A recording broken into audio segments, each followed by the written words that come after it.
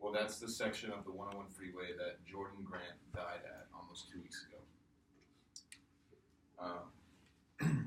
If you didn't already know, Jordan was one of our Cal Poly freshman friends of ours, and I find it important that we understand the full story of what happened. I personally know this area of the highway pretty well, as I'm local and I drive to my grandma's that way every time I go. So it's going to be kind of hitting close to home for me, I think, because, every time I drive it, I'm probably going to think about it, or it's just going to be hard not to, really. And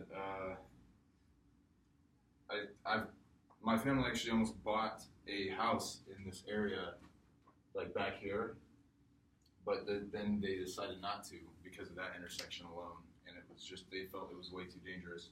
So basically this intersection, I'll just get over what happened. So Jordan was going southbound, which is the bottom road here, and there's a car here attempting to make a left turn to go northbound. And there was an RV in the outside lane, and Jordan was on his motorcycle in the inside lane. So the RV was blocking the car's vision of the motorcycle. And so the car's like, well, I can beat the RV, but he didn't see the motorcycle. So he attempts to beat him, he clears the RV, but he strikes Jordan on his bike. So Jordan died in almost just a few minutes. And it took the medics like 4 minutes to get there, but it was just not soon enough. And what can we do about it? On Facebook, Jordan's family started a petition to gain popularity to hopefully just get the authorities aware of how dangerous this really is.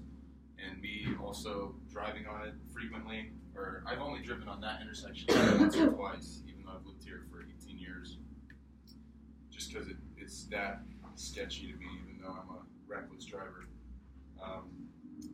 But they also have a GoFundMe hoping to raise $100,000 for the construction and engineering of this project. And really, I just think we should do everything we can to just support their movement here, because all they really want they're basically just trying to channel their grief into not, or preventing other families from dealing with this as best that they can. And that's all they're really, because I saw the picture on their Facebook page of their family just, mourning their son, and I just kind of imagined what it would be like if that were my parents. And that has to be the worst thing that any parents could go through. So I just think whatever little bit we can help with, whether it be a vote or, a few bucks on the GoFundMe, let's just, do what we can to get rid of that death trap on the freeway. And, yeah.